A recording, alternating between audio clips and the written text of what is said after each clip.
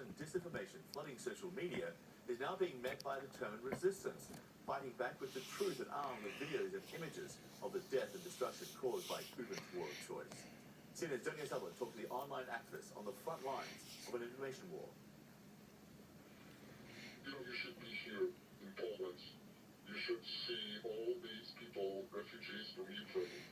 People like you and me. Hackers fighting against Russia's information war. We knew that there are people all around the world who would like to do something. But since they can't buy a gun and fight against Russia, we decided to let them use their smartphones instead. This man, part of so-called Squad 303, online activists in Poland who have built a tool that allows anyone to send text messages and emails to Russians to give them information about the war in Ukraine, an attempt to get around Vladimir Putin's growing digital Iron Curtain. Russia recently cut off access to Facebook and Twitter. There's a new group that just came out with a website to allow you to text Russian cell phones. So how many text messages do you think you've sent to Russians over the past few weeks? 3, 4, 5, 6,000. I couldn't even count. It just keeps going. Titan Crawford, a truck salesman in Oregon, has spent hours messaging Russians. He says most of his texts don't get a response, and some people tell him to go away, but others engage. It's been a mixed bag. I had a gentleman pretty early on that reached out to me and sent me a picture of where he's working, and then I sent him, we found out we like to travel, so I sent him pictures of my travels. He sent me pictures of his travels. I'm from a generation of Radio Free Europe, and we all remember how hard it is to live in an enslaved country where you do not have proper information, real information about the world.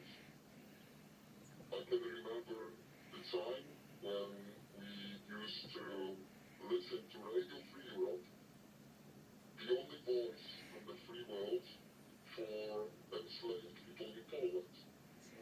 Thomas Kent is the former CEO of Radio Free Europe and an expert in Russian disinformation. Do you think some people in Russia will be receptive to these messages, or will they say, why is there an American sending me a text message?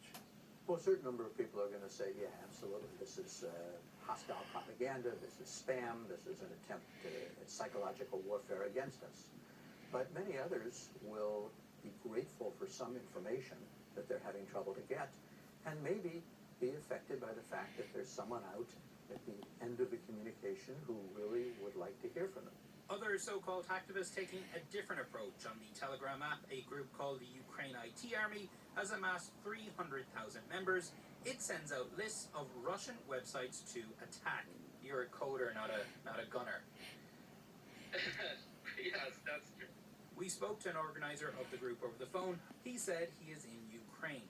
So I think I saw over the weekend you took down some food delivery services, like for takeout in Russia. I think I saw you guys targeted some banking services in Russia.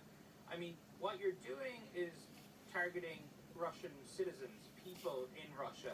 Do you think that's fair? Oh, that's exactly the point that I wanted to convey, right? We want those people to feel that the war is started, and not only Ukraine involved in that. Because there are many people in Russia, they don't feel that the war is there, and we want them to feel that. Tony O'Sullivan, CNN, New York. We have this just in.